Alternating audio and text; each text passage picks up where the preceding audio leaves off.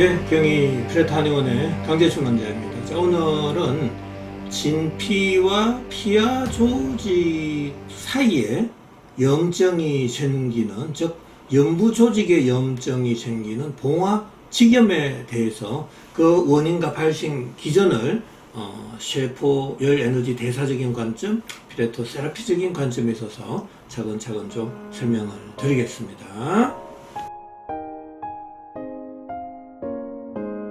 봉화직염은 서양의 의학에 있어서는 이제 황색 포도 구균 알 균에 의해서 이제 침입이 되어서 발생한 걸로 이렇게 보고 있습니다.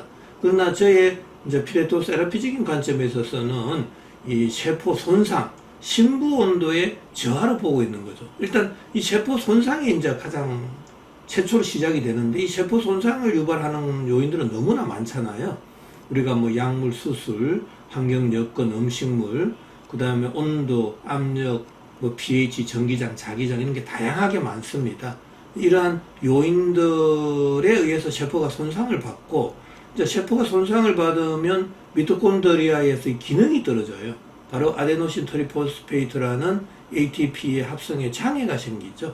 그러면은 뇌를 포함한 오장육부의 온도, 심부온도가 내려가게 되잖아요. 그럼 체온 조절 중추 시상 하부에서는 명령을 쫙 내리게 되죠. 빨리 체열의 방출을 줄이라고 모공을 닫게 됩니다. 그때 이제 손발끝에서 모공을 닫아버리죠. 자, 모공이 닫힌 상태에서 우리는 밥을 먹고 활동을 하면 열은 발생하는데 그 몸에서 열 방출이 안 되는 거죠. 그럼 강제적으로 열을 빼내야 되는데 그때 이제 가름증이 발생하고요. 그런데 이제 우리가 열 에너지는 전도, 대류, 복사, 정발 네 가지 타입으로 이동을 하잖아요. 구멍, 관절, 마찰이 많은 쪽으로 이동을 하게 되거든요. 그러면 마찰이 많은 또 정갱이 쪽이라든지 다리 하부 쪽으로 열이 확 쏠리게 됩니다. 그러면 열 에너지가 중첩 교차되고 그 부위의 피부 온도는 확 올라가게 되는 거죠. 근데 이게 피부 온도가 올라가는 게 급성적으로 이루어질 경우, 급작하게 이루어질 경우에서는 오한, 발열, 또 부종, 압통, 홍반 이런 것들이 확 나타나게 됩니다. 이게 이제 병정이 좀 급한 거죠. 염증의 증상들이. 자, 그런데 온도가 너무 올라가면 조직이 완전히 녹아버리거든요. 그때 농이 되고 고름이 됩니다. 그리고 심한 경우는 피부가 괴사가 되는 거죠. 더 만성화되면 이제 괴사 이후에 폐혈증이 올 수도 있고요. 또 피부 온도가 이제 올라가면 응력이 강해진다 그랬잖아요. 그래서 조직의 변형, 수포도 생길 수 있다. 자, 그러면은 전반적으로 염증성의 증상인 오한, 발열, 부종, 압통, 홍반과 수포, 피부 괴사, 고름, 폐혈증들이 나타날 때, 그게 특히 연부 조직에서 나타날 때 봉화직염이다. 이렇게 진단을 내릴 수가 있습니다. 자, 그럼 봉화직염을 어떻게 치료해야죠? 양방에서는 이제 균을 죽이는 약을 쓰겠죠. 하지만 그런 약들은 대부분 세포의 열 에너지 대사를 억제하게 됩니다. 그럼 심부온도, 피부온도 동시에 내려가요. 자, 피부온도가 내려가면 다양한 염증성 증상들은 보이게 그냥 좋아지겠죠. 눈에 보이게. 하지만은 문제는 심부온도가 내려가면 모공은 다시 닫히죠. 그럼 뭐 열은 더 쏠리게 됩니다. 그게 계속 반복이 될 수 있다는 거고요. 저희 한의원에 있어서는 이제 세포열 에너지 대사적인 관점에 있어서 잘 생각해 보면 이 높아져 있는 피부온도를 낮춰야 되는 것은 맞습니다.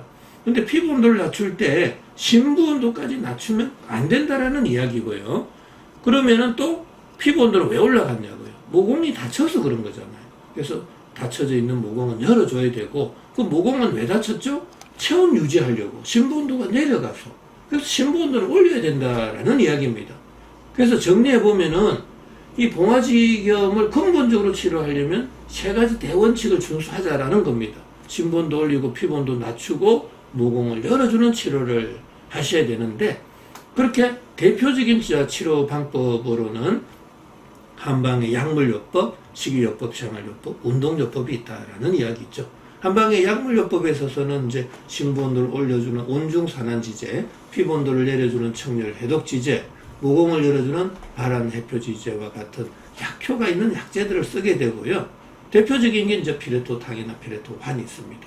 그리고 식이요법 굉장히 중요합니다. 어떤 음식을 먹어야 될지 먹지 말아야 될지를 영양학적 관점이 아니라 세포열 에너지 대사적인 관점에 있어서 우리는 분석을 해드리고 있습니다. 환자분이 이제 내원을 하게 되면 여러 설문조사를 하게 되는데 거기에서 먹어야 될 음식과 먹지 말아야 될 음식을 정확하게 알려드리고 있습니다. 이 이외에도 우리가 운동 열심히 하셔야죠. 땀을 많이 내서 열을 골고루 좀 분산시켜 줄 필요가 있고요. 물에서 하는 운동들 있잖아요. 수영이나 스킨스쿠버 같은 경우는 좀 삼가해 주셔야 됩니다.